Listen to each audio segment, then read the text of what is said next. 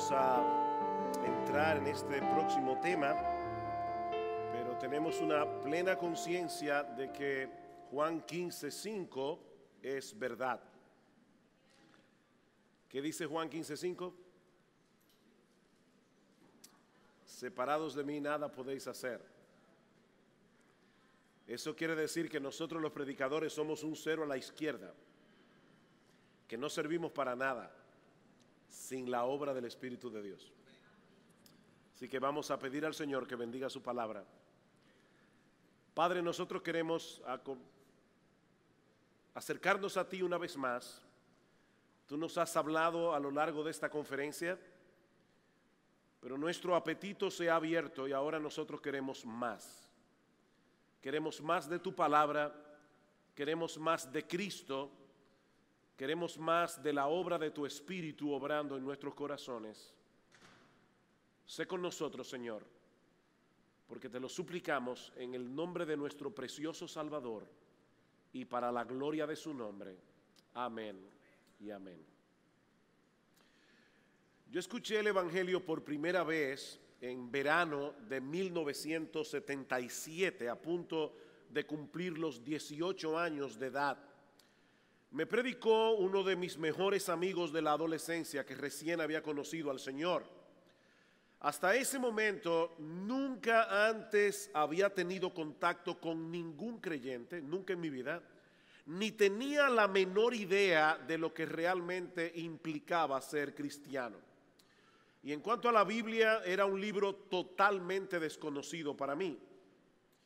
Unos pocos días después de esa primera conversación, asistí a un estudio bíblico de jóvenes un sábado en la noche y al día siguiente fui por primera vez al culto de adoración de esa iglesia juntamente con alguien que era una amiga muy querida y que ahora es mi esposa. De inmediato los dos comenzamos a leer la Biblia con mucha avidez, de tal manera que en muy poco tiempo después de haber entrado en contacto con el Evangelio, tanto mi esposa Gloria como yo nos habíamos convertido a Cristo. Y después mis dos hermanos profesaron la fe en menos de 2 semanas. Y cuando nos bautizamos los tres, mi madre, que era muy católica, hizo profesión de fe. Y al año siguiente comenzamos la iglesia en mi casa y al segundo o tercer culto mi papá hizo profesión de fe. Fue tan sencillo, tan simple para nosotros echar a un lado todas nuestras creencias falsas y abrazar la verdad del Evangelio, que por lo menos yo al principio pensaba que mis amigos iban a reaccionar de la misma manera. Sin embargo, cuando traté de compartir el Evangelio con otro amigo muy cercano, no solo no me permitió que le predicara, sino que a partir de ese momento se alejó completamente de mí hasta el día de hoy. Nunca más lo volví a ver. La pregunta que yo quiero responder en esta ocasión, continuando con nuestra serie en las doctrinas de la gracia, es: ¿por qué unos escuchan el mensaje del Evangelio y se convierten al Señor, como fue el caso nuestro, y otros escuchan el mismo mensaje y endurecen todavía más su corazón contra Él? Esa es la pregunta. ¿En quién se encuentra ese elemento decisivo que marca la diferencia entre los que se salvan y los que se pierden? ¿Es en Dios o es en nosotros? ¿Qué es lo que hace eficaz el llamado del Evangelio a los pecadores? ¿Es la obra de Dios en nuestros corazones o es nuestra propia determinación? Bueno, para responder esta pregunta debemos regresar a lo que vimos en el primer mensaje que dimos acerca de las doctrinas de la gracia, donde hablamos acerca de la condición en que se encuentra el hombre en su estado natural. Recuerden, mis amados hermanos, que si no tenemos un diagnóstico correcto de la condición humana, tampoco podremos saber cuál es el tratamiento apropiado para tratar con el problema.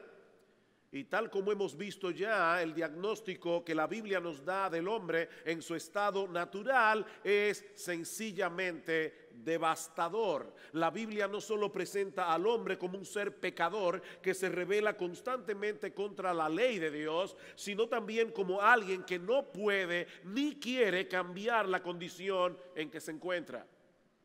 Recuerden Romanos capítulo 3. Pablo nos dice allí que en el mundo entero no hay un solo hombre que sea justo. En el mundo entero no hay un solo hombre que entienda, no hay uno solo que busque a Dios. Sabemos que hay muchas personas que buscan cosas que nosotros asociamos con Dios. Por ejemplo, mucha gente busca paz en su vida, mucha gente busca felicidad en su vida, mucha gente busca propósito en su vida, pero ningún ser humano busca al Dios de la Biblia en este mundo caído, no por su propia inclinación natural. El Señor Jesucristo le dijo a los judíos en Juan capítulo 6, versículo 44, ninguno puede venir a mí si el Padre que me envió no le trajere, ninguno. Y el apóstol Pablo en Romanos capítulo 8, versículo 7, dice que todo lo que surge de la naturaleza humana no regenerada es enemistad contra Dios. ¿Oyeron eso, hermanos? Todo lo que surge del hombre en su estado natural, cuando todavía no ha nacido de nuevo, cuando no ha sido hecho una nueva criatura en Cristo, todo lo que surge de nuestro corazón es enemistad contra Dios, dice Pablo. De tal manera que no solo no quieren sujetarse a la ley de Dios, ni tampoco pueden. Desde el primer pecado cometido en el huerto del Edén, el hombre no quiere someterse a Dios. El hombre quiere de hecho ser su propio Dios. ¿No fue esa la tentación del diablo? ¿Seréis como Dios? De manera que es imposible para ese hombre humillarse y someterse al Dios vivo y verdadero. Primera a los Corintios 2:14. Pero el hombre natural, ¿qué es el hombre natural? Es el hombre no regenerado, es el hombre que no ha nacido de nuevo. El hombre natural no percibe las cosas que son del Espíritu de Dios, porque para él son locura. Y la palabra griega moría, que aparece allí, significa literalmente tontería, imbecilidad, estupidez. Para el hombre natural, aceptar que la salvación depende de un hombre que fue crucificado en una cruz es una soberbia estupidez, es una ridiculez. Pablo dice, para el hombre natural, él no puede percibir las cosas que son del Espíritu de Dios, porque para él son locura y no las puede entender porque se han de discernir espiritualmente, no las puede entender. El hombre ha demostrado a través de la historia tener mucha capacidad intelectual en el campo de la ciencia, en el campo de la tecnología, en las artes, en la ciencia médica, pero en lo que respecta a la salvación de su alma, en lo que respecta a nuestra relación con Dios, el prejuicio que el hombre tiene en su mente es tan fuerte que no le permite hacer una evaluación objetiva de la verdad del Evangelio. En 2 Corintios 4:3, ya lo vimos en un sermón anterior, dice que el pecador está ciego. En Efesios capítulo 2, versículo 1, dice que el pecador está muerto. En Efesios capítulo 4, versículo 17, dice que tiene el entendimiento entenebrecido. Peor no puede ser. Y yo pudiera continuar citando pasaje tras pasaje de las Escrituras, donde se nos enseña claramente que ningún hombre por sí mismo inclinaría su corazón hacia Dios. Es por eso que esta doctrina ha sido catalogada o ha sido denominada por los teólogos como inhabilidad total. En lo que respecta a la salvación, mis amados hermanos, el hombre es tan impotente como un cadáver. Mira, mi hermano, la posibilidad de que tú le prediques el evangelio a un inconverso y él en su estado natural acepte el evangelio son exactamente las mismas que tú tienes si vas al cementerio y tratas de venderle una póliza de seguro de vida a un cadáver. Las mismas posibilidades. Ahora, es importante aclarar aquí, mis hermanos, esto es muy importante, a qué tipo de impotencia es que nos estamos refiriendo. Porque algunos pueden llegar a la conclusión equivocada de que el pecador es una especie de víctima en las manos de un Dios cruel, que le está pidiendo que haga algo que Dios sabe de antemano que el pecador no puede hacer. Ustedes se imaginan a un padre que le diga a un niño de 3 años, si tú no saltas esa verja de 3 metros, yo te voy a disciplinar. Eso sería cruel, ¿verdad que sí? Porque es obvio que el niño no puede saltar esa, le llaman verja aquí, esa valla, no lo puede hacer. Entonces algunos pueden decir, oye, pero qué cruel es Dios, que llama al hombre a arrepentirse, que llama al hombre a creer en el evangelio, y él sabe de antemano que el hombre no lo puede hacer. ¿Habrá más crueldad que esa? Entonces déjenme aclarar a qué tipo de impotencia es que nos estamos refiriendo aquí. Lo voy a ilustrar presentándoles 2 escenarios diferentes. Imaginemos por un momento que un monarca, un rey, llega a un lugar y todas las personas se levantan de su asiento gozosas y como una señal de aprecio y de honra a ese monarca al que aman, excepto 2 personas. Todos se levantan, menos 2 personas.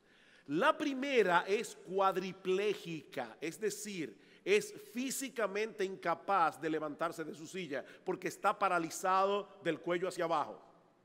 ¿Conocen, verdad, lo que es una persona cuadriplégica? Está imposible, no se puede parar. La segunda persona tampoco se puede parar, pero por otra razón muy diferente. Él aborrece al rey y lo desprecia con todas las fuerzas de su corazón. Y lo que es todavía peor, él se siente sumamente cómodo en la silla en la que está sentado. Así que él no tiene la menor intención de pararse de allí. En el primer caso, el individuo en cuestión padece de una impotencia física. Pero lo que tenemos en el otro caso es una impotencia moral. El pecador no puede volverse de sus pecados hacia Dios por 2 razones. Primero, porque él ama su pecado. Él está muy cómodo en la silla donde está. Pero en segundo lugar, porque él odia a Dios con cada fibra de su ser. ¿Vieron la diferencia entre las 2 impotencias? ¿O no? ¿Debo explicarlo mejor? ¿Sí o no? ¿Lo explico mejor? Ok, déjenme darles otra ilustración. Y esta le voy a tomar prestada al gran predicador inglés Charles Spurgeon. Spurgeon dice, nosotros vemos a una madre con su bebé en sus brazos. Ustedes le dan un cuchillo a la madre y le dice, apuñálalo en el corazón. ¿Qué le va a decir la madre? Yo no puedo hacerlo. Ahora Spurgeon se pregunta, ¿y por qué no puede? Ella tiene al niño, el niño está indefenso y ella tiene suficiente fuerza en su mano para apuñalear al bebé. ¿Por qué no puede hacerlo? Porque su naturaleza de madre no se lo permite. ¿Se dan cuenta? Ella tiene la capacidad, pero no tiene el corazón. Bueno, eso es lo que le pasa al pecador. Cuando nosotros decimos que el pecador no puede venir a Dios, cuando nosotros decimos que el pecador no puede aceptar el evangelio, es porque el pecador ama su pecado, se endiosa a sí mismo y odia a Dios. Él no puede. Pero es una impotencia que lo hace más culpable. Vayan conmigo a Juan capítulo 3. Juan capítulo 3. Y yo sé que este es un pasaje favorito de muchos creyentes y es un pasaje que usamos continuamente para predicar el evangelio a los pecadores. Juan capítulo 3 versículo 16. Es más, yo me atrevería a suponer que más del 50% de los que están aquí sentados se saben Juan 3:16 de memoria. Bueno, díganlo conmigo.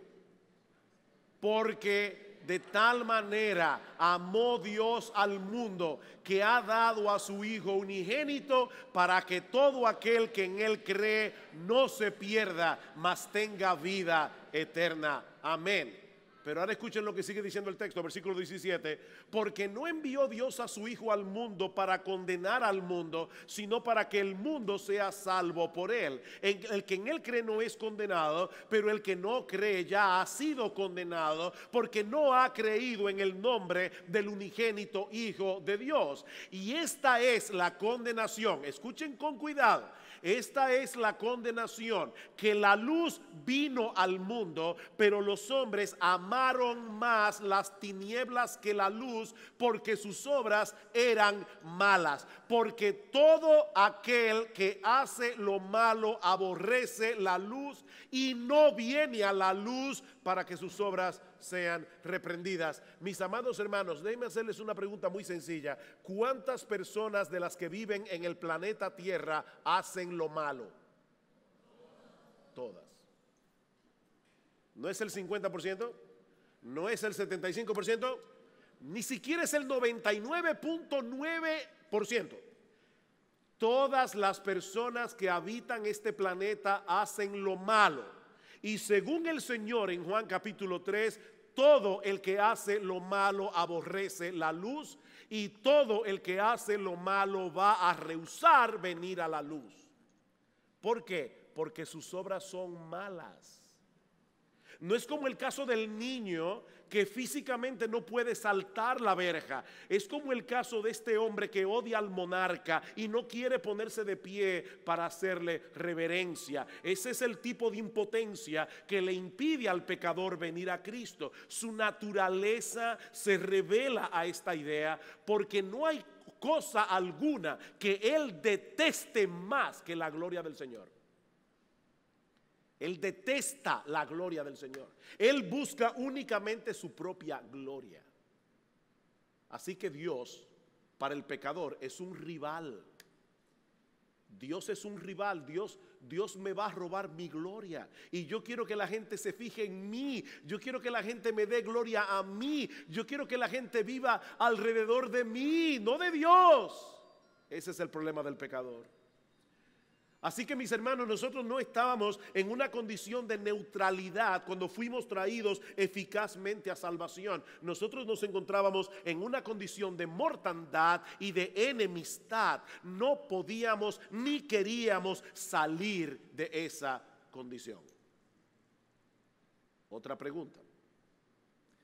Si ese es el caso, entonces, ¿qué es lo que se requiere para que un pecador sea salvo? Piénsenlo bien. Si esa es la condición en que se encuentra el hombre pecador, ¿qué es lo que se requiere para que un pecador sea salvo? Sí, la palabra de Dios, pero ¿qué es lo que la palabra de Dios debe hacer en el corazón de ese hombre para que pueda creer y aceptar la palabra de Dios? Porque según lo que nosotros hemos dicho aquí, cuando tú le predicas el evangelio a un pecador, es como un pollo viendo televisión. Lo que entiende el pollo es lo que entiende el pecador. Entonces no es simplemente predicarle la palabra, algo más tiene que pasar. Mis hermanos, todos nosotros los creyentes recordamos ese grandioso momento en que fuimos convictos de pecado y vinimos a Cristo en arrepentimiento y fe. Nadie se arrepintió por nosotros, nadie creyó por nosotros. Tú creíste, tú te arrepentiste. Esas son transacciones eminentemente personales, algo que cada pecador debe hacer responsablemente en la presencia de Dios. La pregunta que yo estoy haciendo aquí es: ¿cuál es el papel que juega el Espíritu Santo en ese proceso?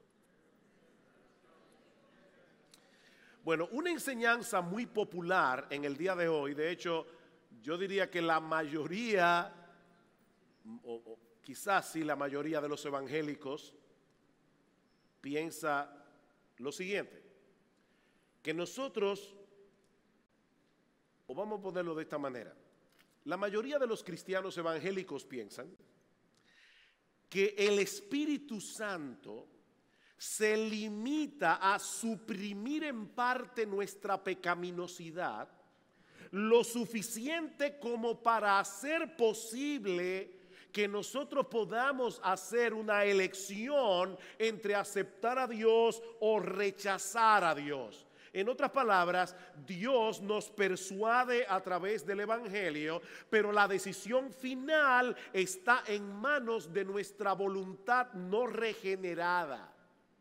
Eso es lo que mucha gente cree en el día de hoy. En otras palabras, la gracia, yo no creo lo que estoy diciendo ahora, estoy diciendo lo que mucha gente cree. La gracia coloca al pecador en una posición de neutralidad para que pueda creer. Si lo hace, o sea, si el pecador cree, entonces es que Dios actúa y lo regenera. Entonces es que Dios le da nueva vida. De manera, mis hermanos, que según esta enseñanza, el factor determinante para que una persona crea o no es el hombre, no Dios. O sea, según esta enseñanza, la fe viene primero. La regeneración, el nuevo nacimiento, la nueva vida viene después. Ahora, ¿es eso lo que enseña la palabra de Dios? Que el papel que juega el Espíritu Santo en el proceso de la conversión es el de un simple removedor de escombros o el de un agente meramente persuasivo. Mis hermanos, ¿qué es lo que necesita un pecador, tal como lo hemos descrito en Romanos 3 y en el resto de la Biblia? ¿Qué es lo que necesita un pecador para venir a Cristo en arrepentimiento y fe? ¿Una mano de ayuda o una nueva vida? ¿Es una mano de ayuda o un nuevo corazón? Mis hermanos, como yo espero mostrarles en este momento, la Biblia enseña claramente que para que un pecador se vuelva a Dios se requiere de una transformación sobrenatural, no simplemente una persuasión o que se remuevan los obstáculos. Mis hermanos, es tal nuestra impotencia, es tal nuestra inhabilidad espiritual que nosotros no queremos ni podemos volvernos de nuestros ídolos a Dios. ¿Saben cuál es el problema de muchos cristianos evangélicos? Que hacen esta siguiente argumentación lógica, pero no bíblica.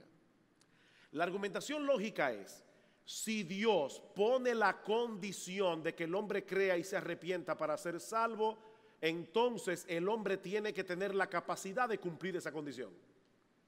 Parece lógico, ¿verdad? O sea, fíjense, vuelvo y repito.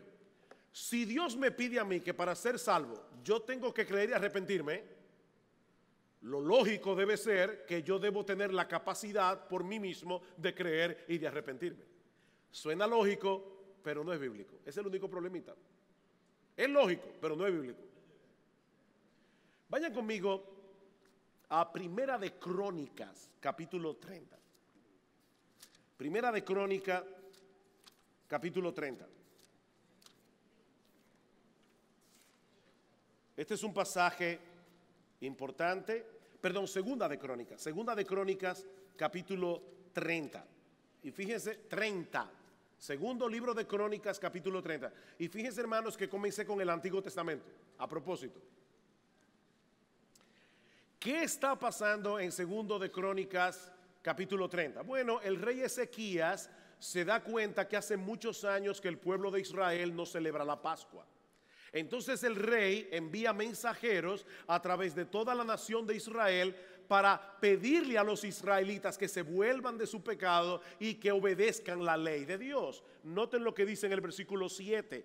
No seáis como vuestros padres y como vuestros hermanos, que se rebelaron contra Jehová, el Dios de sus padres, y él los entregó a desolación, como vosotros veis. No endurezcáis pues ahora vuestra cerviz como vuestros padres. Someteos a Jehová y venid a su santuario, o sea, vengan a Jerusalén, el cual él ha santificado para siempre, y servid a Jehová vuestro Dios, y el ardor de su ira se apartará de vosotros. Porque si os volviereis a Jehová, ¿cuál es la condición? Si os ¿quiénes debían cumplir la condición? Los israelitas. Si os volviereis a Jehová, vuestros hermanos y vuestros hijos hallarán misericordia delante de los que lo tienen cautivos y volverán a esta tierra, porque Jehová vuestro Dios es clemente y misericordioso y no apartará de vosotros su rostro si vosotros os volviereis a él. La condición es clara, ¿verdad? ¿Qué pasó? Versículo 10. Pasaron pues los correos enviados por Ezequías de ciudad en ciudad por la tierra de Efraín y de Manasés hasta Zabulón, mas se reían y se burlaban de ellos. Esa es la respuesta natural del pecador, ¿verdad? Al evangelio. Se burlaban de los enviados del rey. Versículo 11. Con todo eso, algunos hombres de Aser, de Manasés y de Zabulón se humillaron y vinieron a Jerusalén. Mis hermanos, este pasaje es muy sencillo. Aquí hay una condición impuesta por Dios: si ustedes se vuelven a mí, yo me volveré a vosotros. Los correos pasaron de ciudad en ciudad, muchos se burlaban, pero un pequeño grupo aceptó la invitación. ¿Qué hizo la diferencia? Versículo 12. En Judá también estuvo la mano de Dios para darles un solo corazón, para cumplir el mensaje del rey y de los príncipes conforme a la palabra de Jehová. Mis hermanos, por favor, quítense de su mente toda etiqueta teológica ahora mismo y díganme qué dice este texto. Según este pasaje, ¿qué fue lo que hizo la diferencia? ¿La voluntad humana o la mano de Jehová? La mano de Jehová les dio ese corazón. ¿Saben por qué? Porque Dios sabe de antemano que si Él no obra en el corazón de algunos, nadie se va a salvar. El cielo estaría vacío y el infierno estaría absolutamente poblado. Mis hermanos, cuando el hombre es dejado a su inclinación natural, el resultado siempre será enemistad y rebeldía contra Dios, a menos que Dios transforme desde dentro la disposición de nuestro corazón. Ezequiel capítulo 36. Ezequiel capítulo 36, versículo 26. Os daré un corazón nuevo y pondré espíritu nuevo dentro de vosotros y quitaré de vuestra carne el corazón de piedra y os daré un corazón de carne. ¿Hay algún médico en este lugar aquí? ¿Un médico? ¿Hay algún médico aquí? Pero de que no haya ningún médico, yo estoy seguro que ustedes van a poder responderme esta profunda pregunta. Imagínense, hermanos, que aquí en Guayaquil hay un cardiólogo cirujano que es lo mejor que hay en el mundo. Y el individuo tiene un problema de corazón. Así que él necesita una operación de corazón abierto y un trasplante de corazón. Pero como él es el mejor cirujano que hay, él ha decidido hacerse la operación él mismo. ¿Sería posible? No, ni el mejor cirujano puede hacerse un trasplante de corazón. Bueno, Dios dice aquí en su palabra que lo que el pecador necesita para ser salvo es un trasplante de corazón. Y en todo el universo hay un solo cirujano que puede hacer eso: Dios. Dios. Tú no puedes hacerte ese trasplante de corazón. Y si no te lo haces, tú no vas a aceptar el evangelio. Porque el corazón que tienes está dañado. Todas las arterias están bloqueadas por el pecado. Nota lo que sigue diciendo, versículo 27. Y pondré dentro de vosotros mi espíritu y haré que andéis en mis estatutos, que guardéis mis preceptos y que los pongáis por obra. Otra vez pregunta, mis amados hermanos, según el texto, ¿qué es lo que se requiere para que un pecador pueda obedecer a Dios? ¿Qué viene primero? ¿El corazón nuevo o la obediencia? El corazón nuevo.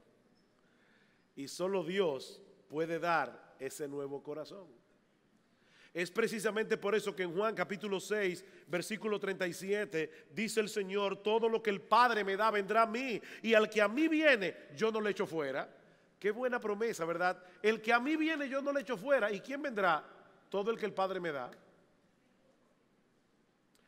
Miren, la doctrina de la gracia que hemos estado predicando aquí puede ser probada a través de un montón de textos bíblicos. Pero si me pidieran que yo buscara un solo texto bíblico, uno solo, que pruebe clara y contundentemente que la salvación es iniciada y completada únicamente por Dios, yo buscaría, quédense en Juan 6, pero yo buscaría Lucas capítulo 6. Ese sería mi texto.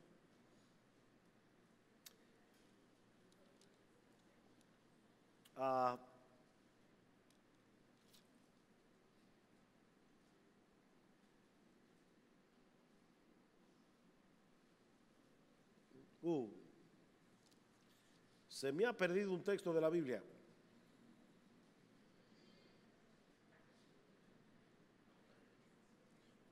Ok, ese texto paralelo se encuentra en Mateo capítulo 11, así que vamos a Mateo 11, más fácil.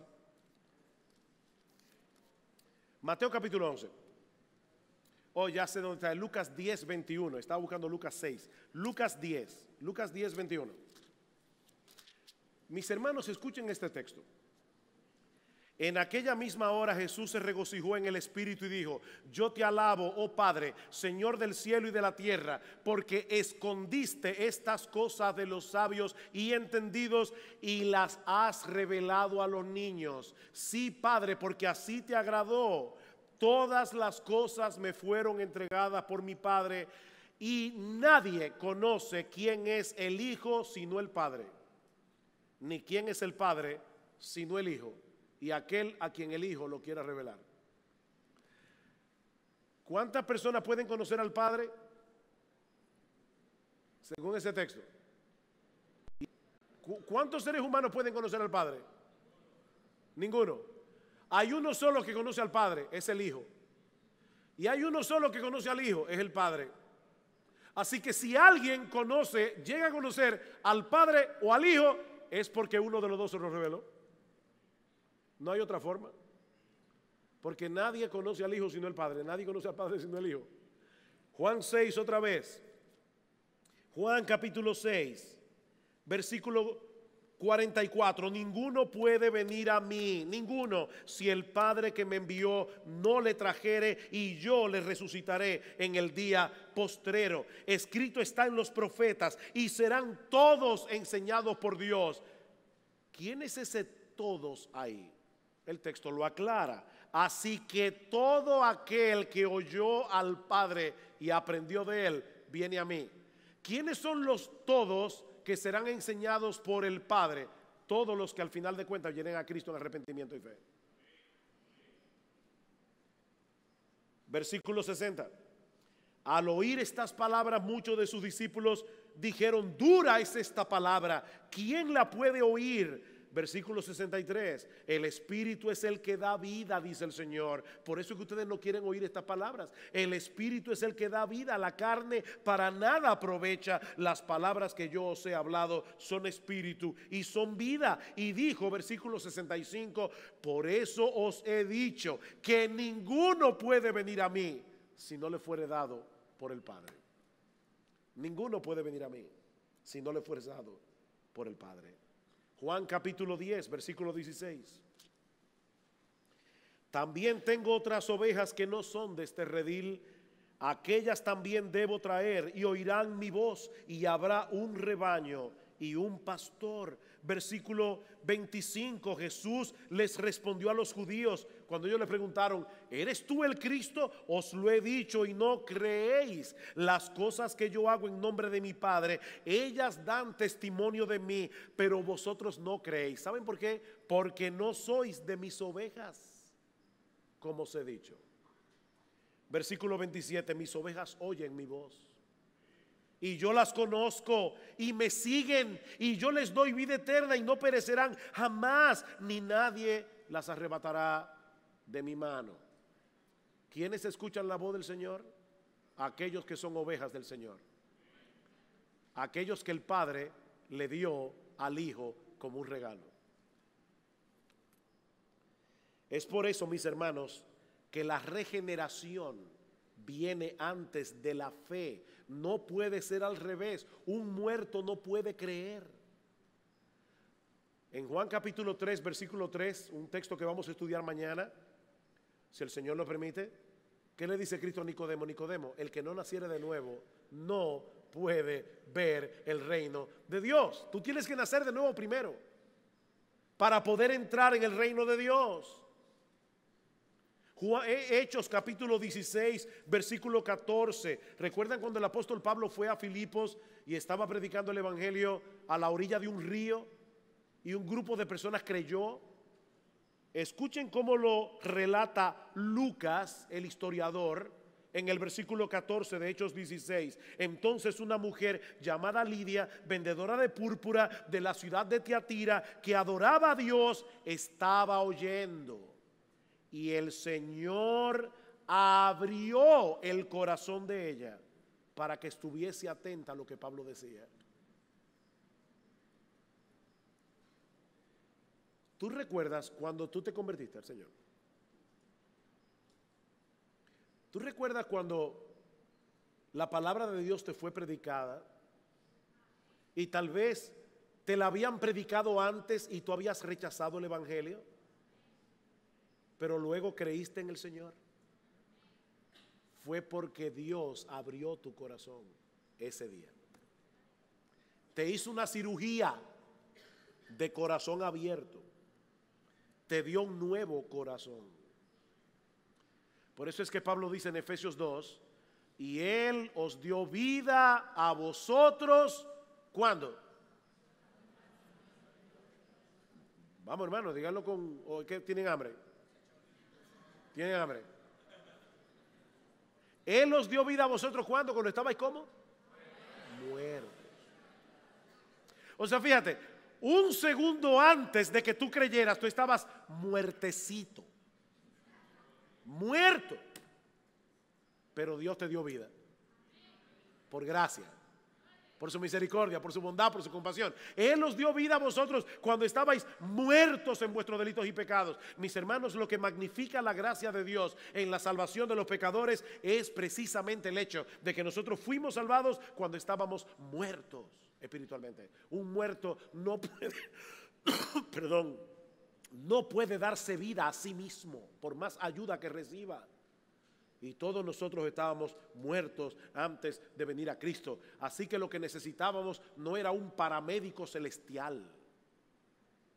Lo que necesitábamos era un Salvador que nos resucitara de entre los muertos. Cuando Cristo llamó a Lázaro, ¿recuerdan Juan 11? ¿Cómo estaba Lázaro? Muerto. Cuando Cristo pronunció su nombre, Lázaro estaba muerto. Pero hermanos, la voz de Cristo es tan poderosa que cuando Cristo dice, Lázaro, ven fuera, el alma de Lázaro vino a su cuerpo y Lázaro resucitó. Bueno, hubo un día en que Dios te dijo a ti, José, Pablo, María, ven fuera. Y tú creíste. Y claro, fuiste tú que creíste, fuiste tú que te arrepentiste, pero porque ya Cristo, el Salvador, el Todopoderoso, te llamó por tu nombre. Y como tú eras una de sus ovejas oyen su voz.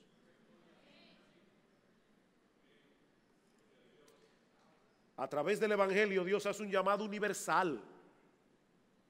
Pero como Él sabe que ninguno va a querer venir de manera natural, Él obra eficazmente en muchos, dándoles un nuevo corazón, dándoles una nueva voluntad, una nueva forma de pensar, una nueva visión de las cosas, para que pueda ver a Cristo, no solo como el Salvador que su alma necesita, sino también como la perla de gran precio, por la que vale la pena venderlo todo. Mis hermanos, sin esa obra eficaz del Espíritu Santo, ningún pecador se volvería de sus pecados en arrepentimiento y fe. ¿Significa eso que Dios violenta nuestro libre albedrío? Esa es una pregunta que siempre hacen. ¿Violenta Dios el libre albedrío del hombre para llevarlos a Cristo? De hecho, algunas personas le llaman a esto violación, para referirse a la doctrina del llamamiento eficaz o de la gracia irresistible. Yo no sé cuántos de ustedes han oído esto. Dios es un caballero y Él no entra en el corazón de nadie sin pedirle permiso. ¡No! Si Dios me hubiera pedido permiso, yo estaría en el infierno, porque nunca se lo hubiera dado. No, mis hermanos, nosotros no podemos ver a Dios como un caballero. Nosotros tenemos que ver a Dios como un equipo SWAT que penetra en el terreno del enemigo y saca a los cautivos y los liberta. ¿Esa es una violación del libre albedrío? No. Lo que hace Dios al regenerarnos es liberar nuestra voluntad de la esclavitud del pecado. De manera que cuando tú creíste en Cristo y te arrepentiste, por primera vez en tu vida actuaste como un agente libre. Porque tú eras un esclavo del pecado, pero Cristo te libertó. Y libremente escogiste al Señor, libremente. No tuvieron que arrastrarte a que creyeras. No, lo hiciste de corazón, porque ya Dios había cambiado tu corazón.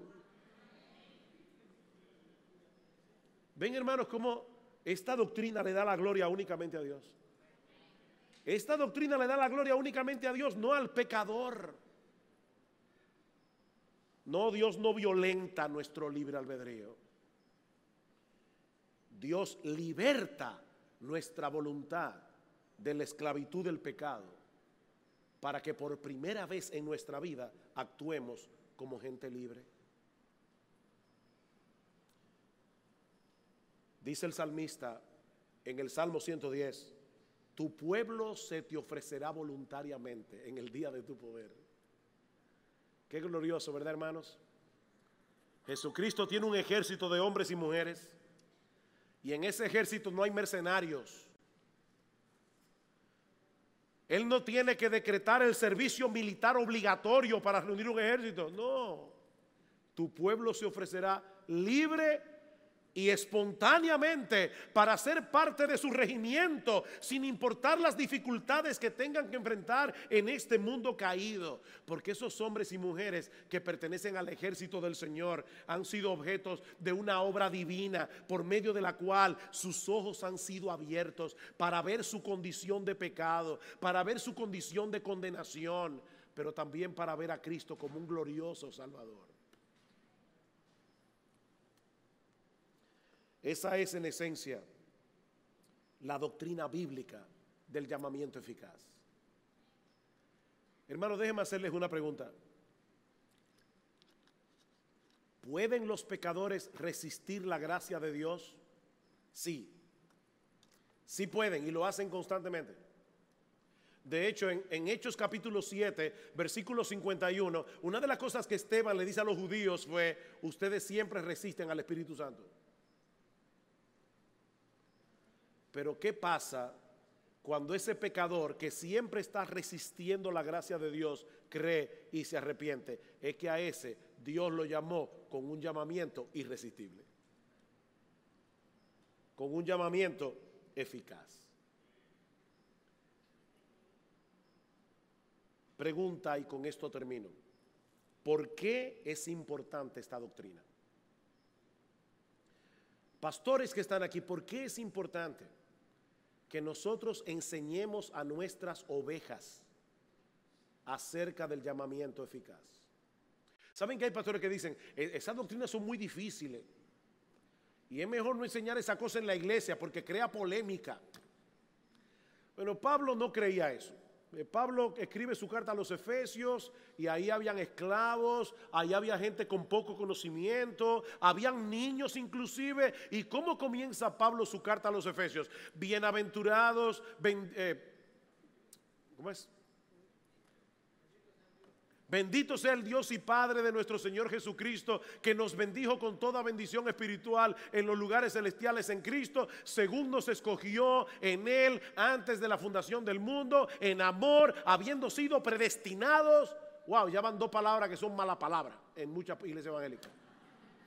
Empezando la carta, elegidos y predestinados. Pablo no pensaba así. Pablo decía, al pueblo de Dios hay que enseñarle todo el consejo de Dios. Y eso es parte del consejo de Dios. ¿Por qué es importante esta doctrina? En primer lugar, porque la doctrina de la gracia irresistible glorifica la obra salvadora del Espíritu Santo y el poder salvador de la palabra de Dios. Mi hermano, fue el Espíritu Santo el que vino a ti. Fue el Espíritu Santo el que te abrió el entendimiento. Fue el Espíritu Santo el que te dio un nuevo corazón para que la predicación de la palabra actuara eficazmente en ti. Porque el Espíritu no actúa si no es por medio de la palabra. La palabra es la espada del Espíritu. Es con esa espada que él hace la cirugía de corazón abierto. Es con la palabra, con la espada de la palabra, con el bisturí de la palabra. Mis hermanos, solo la palabra viva del Dios vivo puede darle vida a un corazón que está muerto. Así que, pastores, dejen de hacer gimnasia desde el púlpito y prediquen la palabra. Prediquen la palabra. Porque solo la palabra da vida, porque es una palabra viva, es viva y eficaz.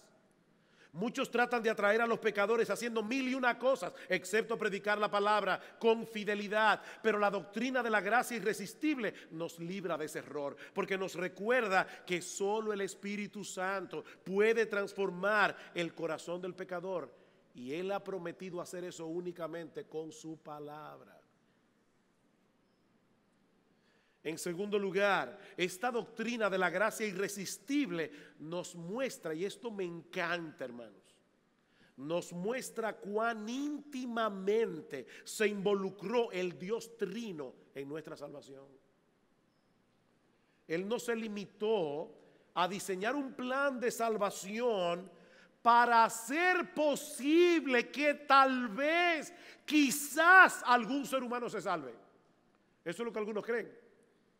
Ya Cristo murió en la cruz y ahora está el pobre Dios esperando a ver si alguien acepta su oferta. Pobre Dios. De hecho, alguien decía increíblemente, le comentaba eso a otro esta mañana, un individuo que decía, sí, es posible que Cristo se hubiera quedado sin iglesia. ¿Era posible? Porque Cristo murió en la cruz y Él ya no hizo nada más.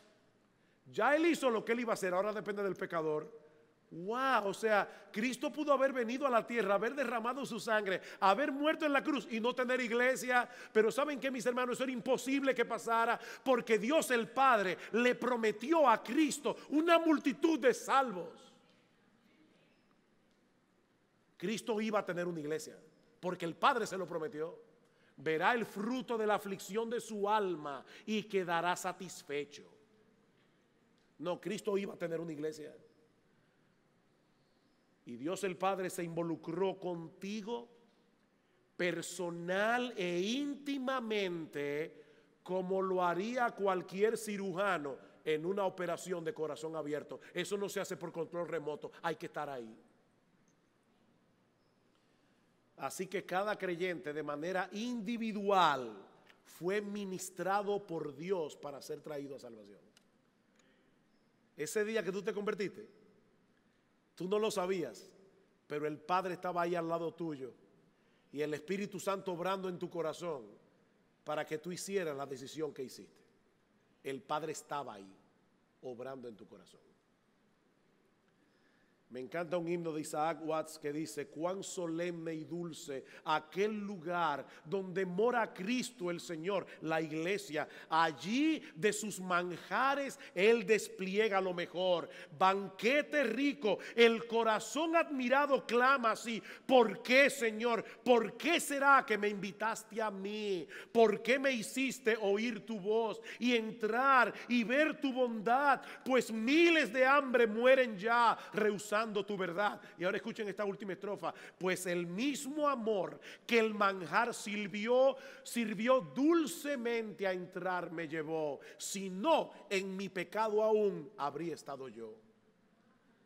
El Señor sirvió el manjar y dulcemente me empujó a entrar. Come, hijo mío, que ese manjar yo lo preparé para ti, porque yo te escogí para salvación desde antes de la fundación del mundo. Dios ama a personas concretas, a quienes favorece de formas concretas. Tercero, esta doctrina de la gracia irresistible nos anima a continuar corriendo en pos de la santidad. ¿Saben por qué? Porque esa misma gracia que obró eficazmente nuestra regeneración sigue disponible en el proceso de santificación. La conversión no es un fin en sí misma.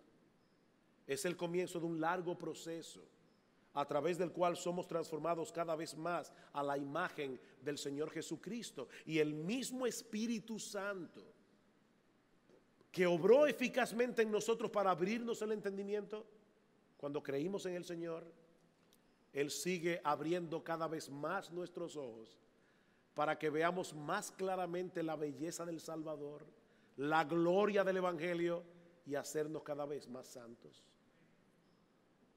Y finalmente, esta doctrina de la gracia irresistible nos anima a seguir predicando el Evangelio a los perdidos, a pesar de la dureza del corazón humano.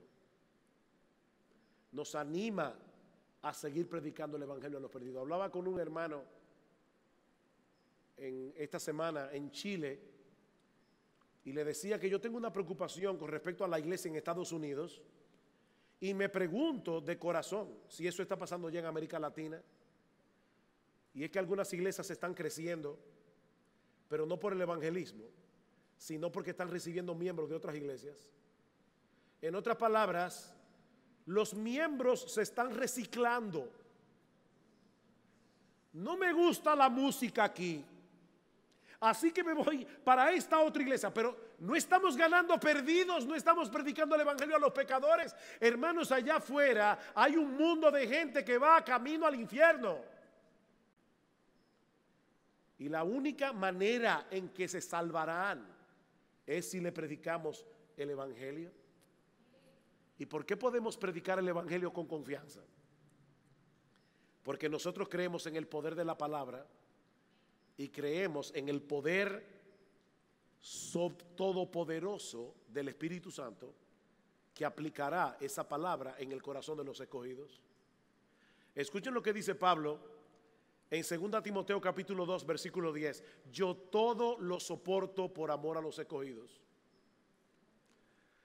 Pablo, pero yo no te entiendo. Si son escogidos, no te afanes tanto. Porque si son escogidos se van a salvar como quiera. No, no se van a salvar como quiera. Los escogidos se salvarán por la predicación del evangelio. Dios escogió a las personas y el medio a través del cual ellos se van a salvar. Y el medio es el evangelio. Así que Pablo dice: yo todo lo soporto por amor a los escogidos, para que ellos también obtengan la salvación que es en Cristo Jesús con gloria eterna. Si el hecho de creer en las doctrinas de la gracia lleva a una persona a descuidar la predicación del evangelio, el defecto no está en la doctrina, el defecto está en tu corazón. El Dios que escogió por nombre a cada ser humano que habrá de salvarse a través de toda la historia, también escogió la predicación del evangelio como el medio para salvarlos. ¿Cómo creerán en aquel de quien no han oído? ¿Y cómo creerán sin haber quien les predique? Por eso dice Richard Phillips y con esto termino, Dios no nos necesita para llevar a cabo su obra, pero mis hermanos, a Dios le ha placido usar instrumentos humanos para salvar a los que Él escogió. Y tú y yo somos ese instrumento con el Evangelio de Cristo. Escuche esta cita de Richard Phillips. El poder es solamente de Dios. Mientras Él se mueve soberanamente en este mundo por medio de su Espíritu, el poder es solo de Dios, pero el privilegio es nuestro.